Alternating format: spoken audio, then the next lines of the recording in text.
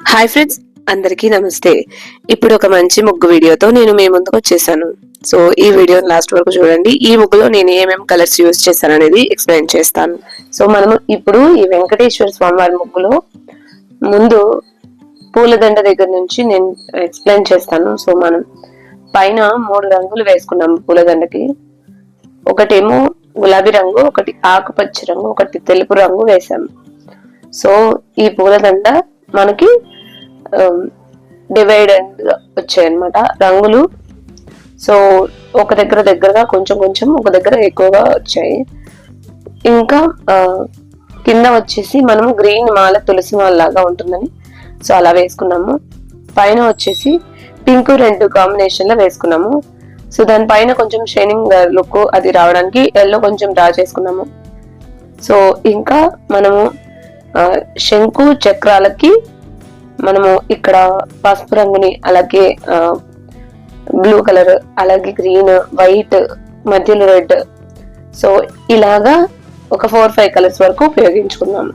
అయితే మనము శంకుకు వచ్చేసి ఎల్లో, పైన వచ్చేసి ఆరెంజ్ ఒక డాట్ లాగా ఉంది, సైడ్ కి వచ్చేసి blue colour, orange colour use చేసుకున్నాం. సో పైన మనకి blue colour, white colour dots వచ్చాయి, ఎల్లో కూడా వచ్చింది. సో ఇది వచ్చేసి శంఖంకి అండ్ చక్రంకి వచ్చేసి మనం మధ్యలో లైన్స్ లాగా తీసుకున్న వాటికి వచ్చి బ్లూ కలర్ యూజ్ చేసుకున్నాం. మధ్యలో ముగ్గు అండ్ రెడ్ కలర్ పెట్టుకున్నాము.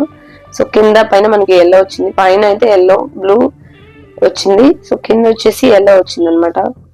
అండ్ సైడ్ కూడా మనము చిన్న మనకి చక్రం ఎలా ఉంటుంది సో అలా వచ్చేందుకు అలా డ్రా చేసుకున్నాము.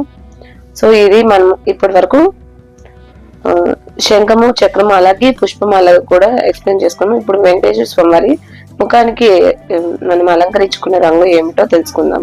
సో మనము వెంకటేశ్వర స్వామి వారి కన్నులకు వచ్చేసి మనం ముగ్గుని, అలాగే నలుపు రంగుని, అలాగే తెల్ల ముగ్గుని మనం కంటి దగ్గర చిన్నగా పెట్టుకున్నాము.